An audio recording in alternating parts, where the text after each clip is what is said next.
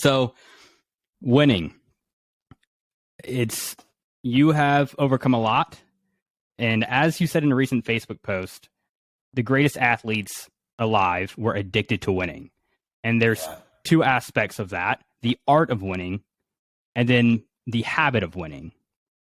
So break that down. Like, what is the art of winning? What does that look like? So to me, the art of winning, it's idealistic, right? Like it's this nobility in winning, because I think there is nobility in winning. And then you have the actual execution of winning, which is down in the dirt, dirty. And they're very conflicting. Like winning is the most conflicting thing I've ever partook in. Because, example, when I was telling my kid about me getting on that show, he was just blown away. And I was just like, yeah, man, that's cool. Good opportunity. Like, and it's because, like, at a young age, when I was so put this in perspective, I had a surgery where I had to keep my leg broken. It stretched my bone continuously. It was a Liz-Rob machine. It's like the halo device that people have on their neck. So I had, it was like 14 or 15 spokes going through my leg. Jesus. And I had to keep these knobs turned every 6 hours, which kept my leg in a continually broken state. So I had a fractured bone for 12 weeks. Well, at the 8-week mark, they accidentally broke my leg by not listening to me. When I kept telling them that they were hurting me and applying pressures, they were twisting to do these radical turns. So anyway, that was pretty traumatic. That fucked me up. But I go through this surgery, and my very first step, my leg breaks. And it broke right exactly where they had fused the bone together, where they had to keep the fracture. So it required a plate. And then a few months later, I'm walking through a department store, or they do an osteotomy, sorry. I'm walking through a department store, my leg breaks in that same spot again. They put a plate there. So I had to really embrace the fact that life moves forward, and it's a very aggressive animal. Like when you're 8 years old and you have to tell people, like, hey, I have to poop, and they have to get you a bedpan, they have to help wipe your butt because you're in a body cast. People don't realize, like, how quickly things that you take for granted that you're prideful in can be taken from you and make you feel so shameful. Like I tell people that all the time. Like, that's how I got into the concept of winning. It was kind of like this weird little addiction of, like, I really had two ways of pursuing this, okay? And the artsy-fartsy way says, give it your all, and da-da-da-da-da. The dirty side of it, to me, says there's going to be a lot of fuck yous you say to people along the way, and that's going to be your fuel on the days you don't want to do it because you just enjoy doing it, because you have a lot of those days. And that's the good and the bad to winning, I personally think. And, I had to, like, embrace that. Like, I mean, like, what else was I supposed to do? That's like what I tell people. Like, there's always shit that's going to befall you. At what point do you just kind of just go, okay, well, this is okay. Like, this is just is what it is. I mean, it doesn't change anything. But I think what I got to be able to do really good at a young age is be able to detach from the emotions very quickly.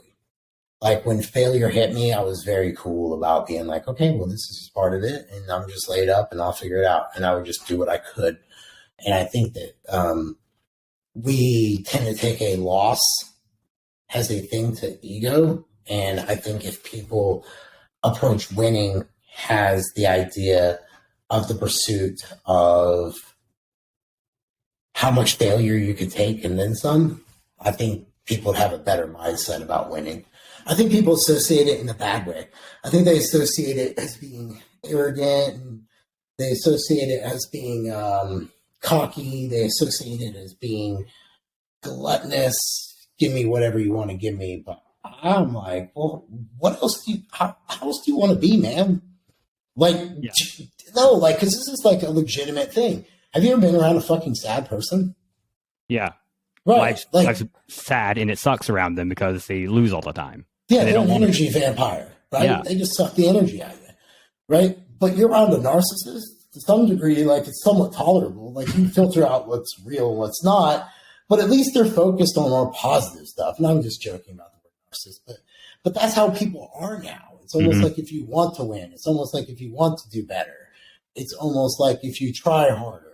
It's weird to me. Like, I don't relate in today's like conversations with people about anything. Like, just good enough is exactly that. Just good enough. Like, you've got one opportunity here, man, and that's kind of how I looked at it with this bone disease. Like, it was like, well, all these things have been taken away from me.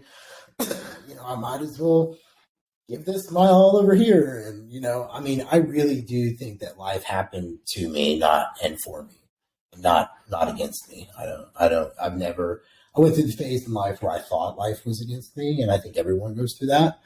And I think the wise people eventually turn on a light bulb and say, the same energy to think negatively, the same energy to focus on being a loser, the same energy to hang around those dirtbag friends, the same energy to having that bad relationship, the same, you start rolling that in your head. You're like, it's literally the same energy I can spend to go find new friends, be around people who like want me to win. Yeah.